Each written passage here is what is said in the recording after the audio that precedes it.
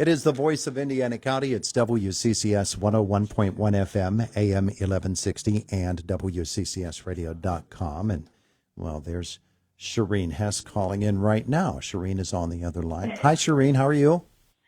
I'm fine. Good morning, everyone. It's good to have you with us here today. Let's introduce everybody else who's in the room with us this morning. Well, that's Josh Krug over there. I recognize him. Josh, you brought someone with you that we haven't met before here in Indiana in the morning. Thanks for having us, Todd. I do have Jonathan Smith with us, who is with the Indiana County Thrives Initiative and is the chair of the Summit Planning Committee. So thank you for having us. Our conversation this morning presented by Marcus and Mack, voted Best Law Firm and Best Personal Injury Lawyer 3 years in a row in the Best of Indiana County contest. Visit them online at marcusandmack.com. The Sustainability Summit 7 is coming up on October 18th from the KCAC, 8:30 a.m. to 3:30 p.m. Josh, you've got a lot of people coming.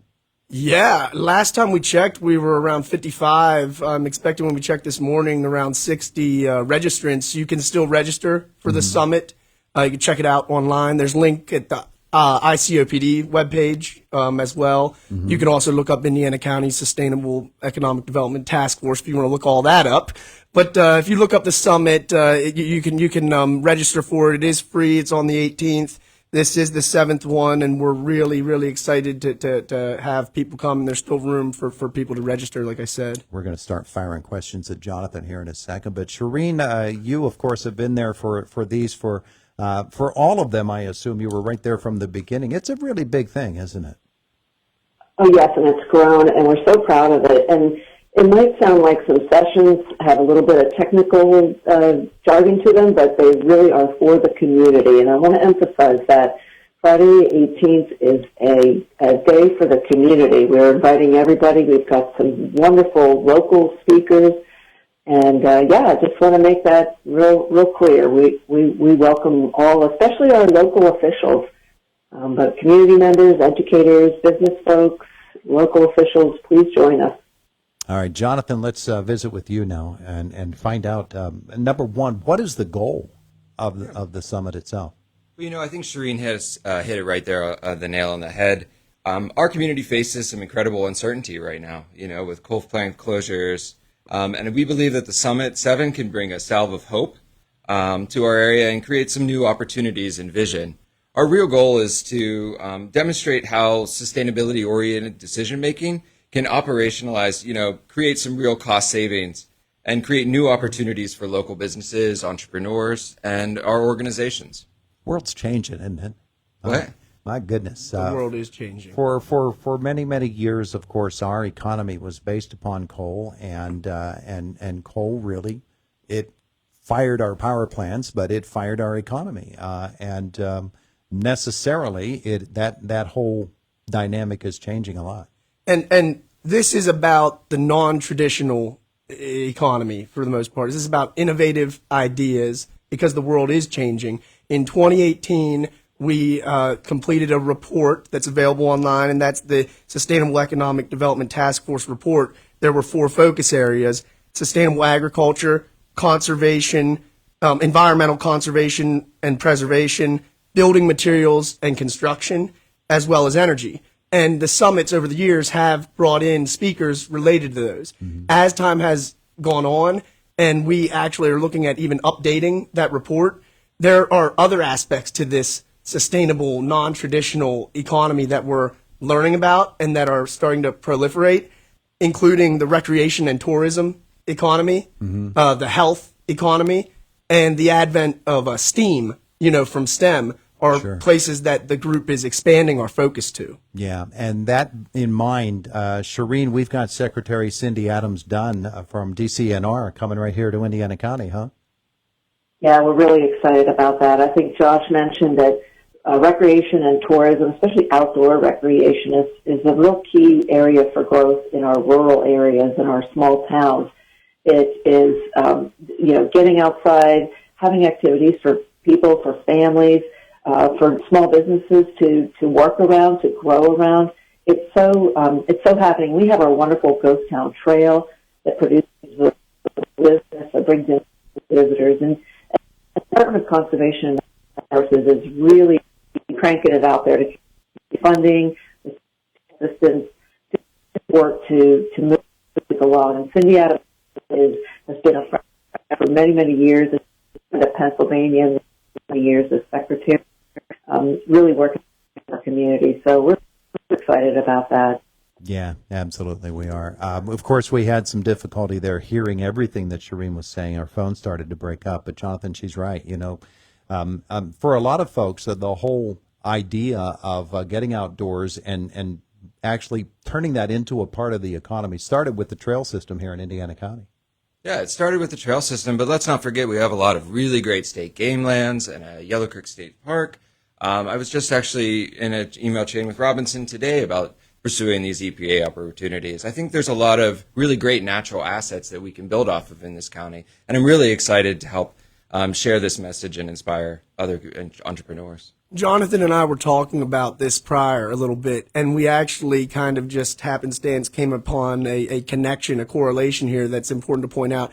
The environmental and the conservation restoration has a key connection too. It's almost a symbiotic relationship with the recreation and tourism economy. So the Blacklick Creek water treatment plant that is going in a huge project, I believe it's in Cambria County physically, but it's going to treat 26 miles of Blacklick Creek, right? So that alone is going to allow fishing, recreation. It's going to promote the Ghost Town Trail is going to, benefit from that as well. So there's a relationship between all of these different sectors supporting each other. Yeah, when you consider even the Pack Saddle Gap and you're going on the Conemaugh River between Blairsville and Robinson and seeing the way that is, when I grew up, that was all orange.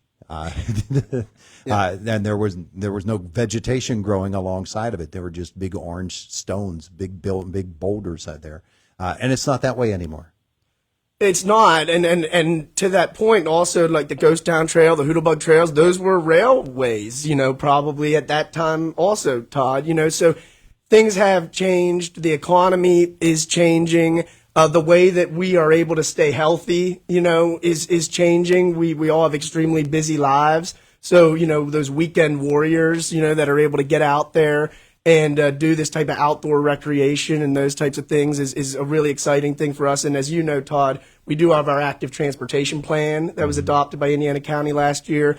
Part of the implementation of that is programming and promotion. So there's a connection there, as well. But there's also, as Commissioner Hess was mentioning, there are some technical aspects to this. And some of our speakers and the focus areas do get into some of the science, technology, kind of up and coming, cutting edge type of technologies and economic functions. Let's find out if Shireen's phone is any better connected with us here this morning. Shireen, Josh was just mentioning some of the other opportunities that we have with something like the Sustainability Economy Summit that's coming up. Solar has become a really, really big thing here in Indiana County, and it has all kinds of possibilities too, does it not? Sure, and I'm sorry my phone cut out. That's too bad. But anyway, Josh and Jonathan are really hitting it out of the park with the descriptions of things and the changing economies. And, we talk about the loss of jobs and how we're going to replace them. So, these groups have to work hard on how you're find the well-paying, the jobs that we, skill sets of that are working here in the PA. So we know we're going to have to find those kind of jobs, a lot of them. We're going to have to one-to-one. We're going to have to keep working here with Shireen's phone there. So a little ground control to Major Tom going on here. Is it still cutting out? Yeah, still cutting out. It's going in and out. Yeah. Yeah. Oh, so sorry. Sorry. That's okay. We'll ask Jonathan to develop that thought a little bit for us as well, because when you think of the various opportunities for economic development here in Indiana County, there are just all kinds of different factors that play into it. And yeah, where once coal was king, and it continues to be a very vital part of our economy. The opportunity to add to what it does with other technologies it's pretty exciting, actually. Yeah, it's super exciting. And again, just like the recreation economy, we have leadership in these areas to really build from. One of our speakers is Noah Schultz from the Lindy Group. He's the sustainability director for the Lindy Group. Lindy is a really active company here. They create asphalt over in Blacklick.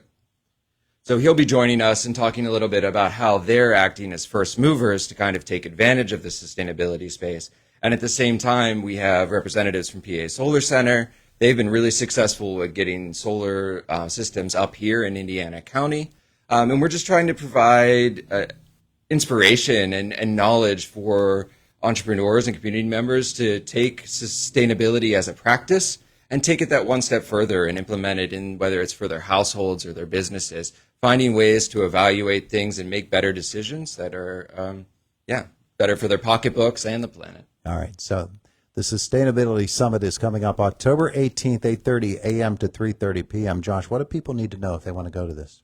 If you want to go to this event, you need to know, first of all, it's free, right? And there's also lunch available, but you got to get registered so that we know how many people are coming. So please pre-register. I would say the easiest way for me to communicate via radio is to go to icopd.org. We have a link there to get you on there, get you registered. Show up that day in the morning. If you can't come in the morning, show up at some point throughout the day. You can come and go. You don't have to be there for the entire day. If there's a certain focus area that you want to look at, take a look at the types of speakers that we're having. If you want information about the schedule, there will be more information coming out, through Facebook, social media, and a press release about the specifics of the schedule. Also, check back in on our webpage for that as well. Beautiful, beautiful. Gentlemen, thank you. Shireen, thank you so much for joining us on the phone, too. Thank you very much. We got the thank you very much part out of it. Hey, thanks so much for having us. Thanks again, Todd. My pleasure. All right, it is the voice of Indiana County. It's WCCS 101.1 FM, AM 1160, and WCCSradio.com. We're about 2.5 minutes away from the top of the hour. AccuWeather says today partly sunny, breezy. We're on the way to 60 degrees, down to 41 tonight, and then a cool week. We're in the low 60s, maybe even only in the upper 50s for the rest of this week. And overnight low temperatures by the end of the